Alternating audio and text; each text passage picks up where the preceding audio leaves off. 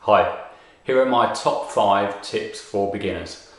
It's quite hard to pin this down to just 5 things, so I've thought about this and decided these are probably the most useful 5 things that beginners should bear in mind when they're starting to play.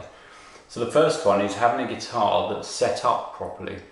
And that doesn't necessarily mean that when you start you have to have an expensive guitar or anything fancy, but whatever guitar you've got, make sure it's set up. And that basically means that everything is adjusted so that the guitar is as easy to play as possible. So for example, the action is set, and the action is the height of the strings above the fret. So if you've got high action, it's hard for your fingers to push down.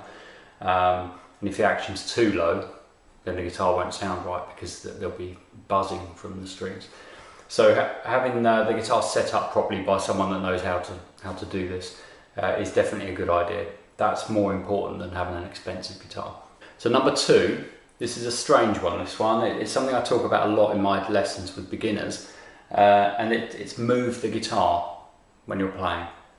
So a lot of the old books that I used to get when I first started playing would say this is how you sit, this is how you hold the guitar, and it gives the impression that you're sitting dead still and the guitar's staying in one position, which it maybe does a bit more for classical playing, but for other styles of playing, moving the guitar I definitely think is a useful thing to remember to do. So what I mean by that is that a lot of beginners will hold the guitar, it'll be dead still, and they'll move themselves around the guitar to try to reach things that they're doing. So if something's a bit awkward, they'll go like this and moving themselves with the guitar staying still. It's easier to move the guitar. So if you're trying to play something high up here, you may push the guitar that way a bit. But if you're playing some chords down there, put it back here. And it seems like a bizarre thing, but it just becomes a habit after a while. You just move the guitar as you're playing different things. Having a strap on the guitar really helps for this. Number 3 is move your thumb. This is your left hand thumb, and your left hand thumb must stay on the back of the neck. So it must stay behind. You don't never want to see it like this, coming forward like this. Whatever you're playing, you never have your thumb like this. So thumb stays around the back of the neck. But when you're playing something, if it's quite difficult, you're struggling to reach something, struggling to play something, whether it's a chord or some lead, whatever it is you're doing, if you move your thumb, it will change your whole hand position. And it's a good way of simply sort of correcting the posture. And if your thumb's high up, and you're struggling to play something, move it down. And if your thumb's low and you're struggling, then move it up. And if your thumb is pointing down that way, then move it this way, and vice versa. So just move your thumb to where it isn't, and that usually helps. So a quick example, I might be playing something like this, a D chord that a lot of people learn when they first start, and I might find that the last string here isn't very clear, and it's because this finger's touching the note, pressing down on the note, that's fine. This finger is touching that string, which it shouldn't be. Easy way to correct that. I notice my thumb's really high up, so I'll just put it lower. And what the effect of putting my thumb lower is that my hand comes out like that, and this finger lifts up and points more in at the guitar. So my whole hand's moving, but what I'm actually thinking is move the thumb. Number 4, this one is position playing. And position playing, I find myself talking to my pupils about this probably more than anything else. And I do kind of go on about it a bit. But position playing is really important, I think, especially when you're trying to learn something. Once you've got the hang of the thing that you're playing, then you can change what you're doing here, but to learn something, position playing really helps, and it's quite a good habit to get into. And position playing means that you use one finger for each fret in any given place on the neck.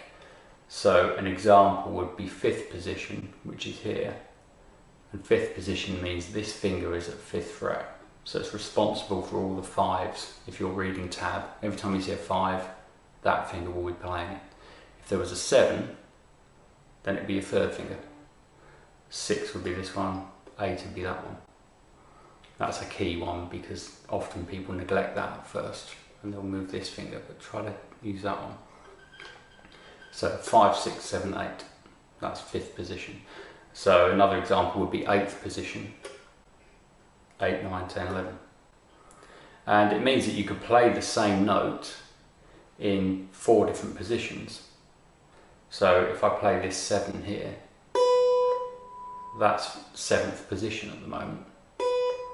But if I do this, I'm in 6th position, 5th position, 4th position, same note. So playing in position is really important. At first, if you're trying to play like a melody or a riff or something, it might seem much easier to just move your finger, one finger around, but try to get into the habit of staying so that your hand stays still and you're stretching your fingers so they reach the frets like that, wherever you are. Most things you play when you first start will be down here. Okay, so the next one, the last one on my list, is memorize. And this applies to chords. So when you first start, one of the first things you'll probably learn will be some chords down here like this. And try to memorize those as quickly as you can, rather than worrying too much about perfecting them. Now often people will spend a long time trying to make these chords sound perfect before they move on. But I think it's a good idea to memorize them, memorize what they look like. And remember, when you're looking at a chord chart, it's a different visual thing to looking across at your own hand playing the chord. So use the chord chart initially, but as soon as you can, try to memorize it by looking across at what this looks like from your perspective. And once you've memorized the chords, they will quite quickly improve in terms of sound and the clarity of the notes. But memorizing them is the first stage to making them sound good. And the same applies to playing melodies or riffs or anything where you're playing one note at a time. Try to memorize it, and then you can concentrate on things like positioning your fingers in the right place in the fret, or right close to the fret. And also the position playing thing I was talking about earlier. So that's all much easier when you're not trying to read the music. Okay, so that's my 5 top tips for beginner guitar players. I hope that's useful. If it is, please subscribe. Thanks. Bye.